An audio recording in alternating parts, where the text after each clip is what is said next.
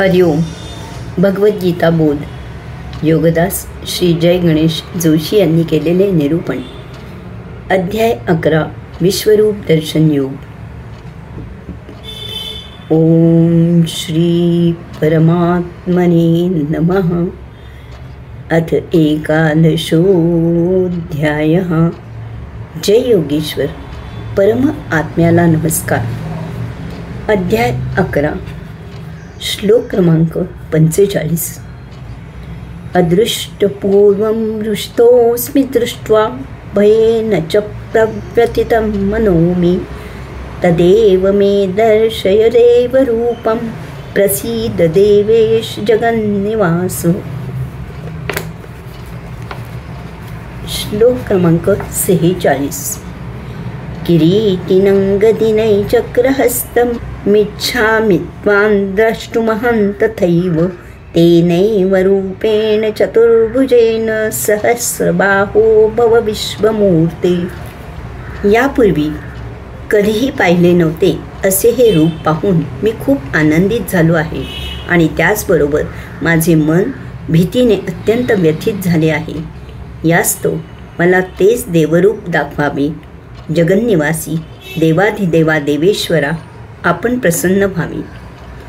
सहस्रबाहो विश्वेश्वरा, मी आपल्याला किरीटधारी तसेच गदाधारी, करी सुदर्शन चक्रधारी इत्यादी रूपात पाहू इच्छितो. तरी आपण 4 हात असलेले तेच रूप धारण करावे. अर्जुनाने भगवंत श्रींना अगदी पहिल्यापासून मानवी देहात पाहिलेले होते.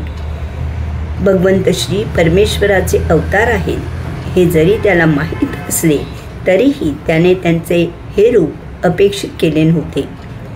भगवंत श्रींनी आपल्या ऐश्वर्याचे वर्णन केल्यावर अर्जुनाने भगवंत श्रींना त्या ऐश्वर्यासह विराट रूप दाखवावे असे जरी म्हटले तरीही ते रूप असे काही असेल याची त्याला पुसटशीही कल्पना नव्हती. यामुळे ते विराट रूप पाहून त्याला फार फार आनंद झाला.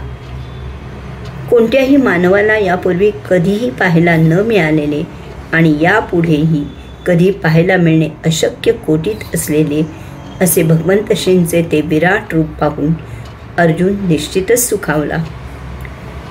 परंतु याचबरोबर हेही सत्य आहे की अशा या सवय नसलेल्या रूपाची भीती वाटते.